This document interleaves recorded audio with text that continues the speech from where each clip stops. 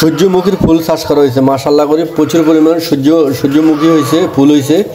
তা আপনারাও যদি সূর্যমুখীর এই ফুলগুলো চাষ করেন, একদম চাষ করা একদম সহজ পদ্ধতি। আপনারা বীজ নিয়ে আসবেন, বীজ নিয়ে আসে জমিটা চাষ দিয়ে হালকা জৈব সার দেবেন, জৈব সার দিয়ে এই বীজগুলো আপনার বুনে দিবেন। বুনে দেওয়ার 3 থেকে 4 দিন পরে আপনার গাছ উঠে দেবো। গাছ উঠার আপনার 2 মাস 2.5 মাস পরে আপনার গাছে ফুল এসে দেবো। দেখুন মাশাআল্লাহ করে আমার প্রত্যেকটা গাছে ফুল এবং অনেক বড় বড় ফুল।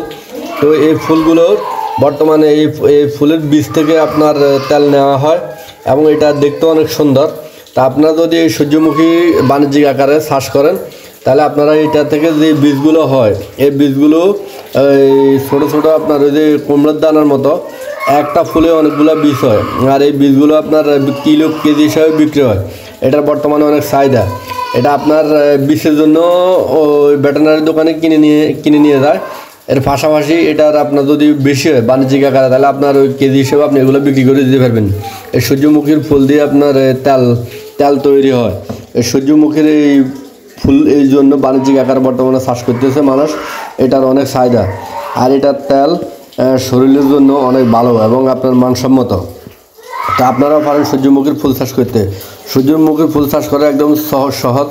জমিন এক সার দিবেন, এক সার দেওয়ার পরে জৈব সার ছিটে দিবেন, জৈব সার ছিটে দেওয়ার পরে আরেক সার দিবেন, আরেক সার দিই এরপরে আপনার জৈব সার এবং ড্যাপ সার দিবেন।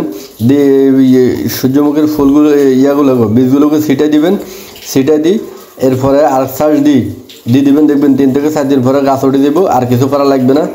এরপরে গাছগুলো যখন 3 ফুট থেকে 4 ফুট হইব, গাছের মুকুলে আপনার ফুল আসি দেবো। এই ফুলগুলো আপনার বড় হয়ে দেবো। এরপর আপনার এই ফুলগুলো থেকে আপনারা বীজ নিয়ে রোদে শুকাই বীজ নিয়ে আপনার বীজগুলো আপনি বিক্রি করতে পারবেন। এটার বর্তমানে বাণিজ্যিক ভালো একটা চাহিদা আছে এবং আপনি নিজেও প্রসেসিং করে আপনার এই বীজগুলো থেকে আপনি তেল নিতে পারবেন, অথবা আপনি বাজারে বিক্রি করে দিতে পারবেন। তো আমার ভিডিওটা ভালো লাগলে সবাই লাইক কমেন্ট সাবস্ক্রাইব দিয়ে সবাই আমার সাপোর্ট করবেন। সবাই ভালো থাকুন। আসসালামু আলাইকুম।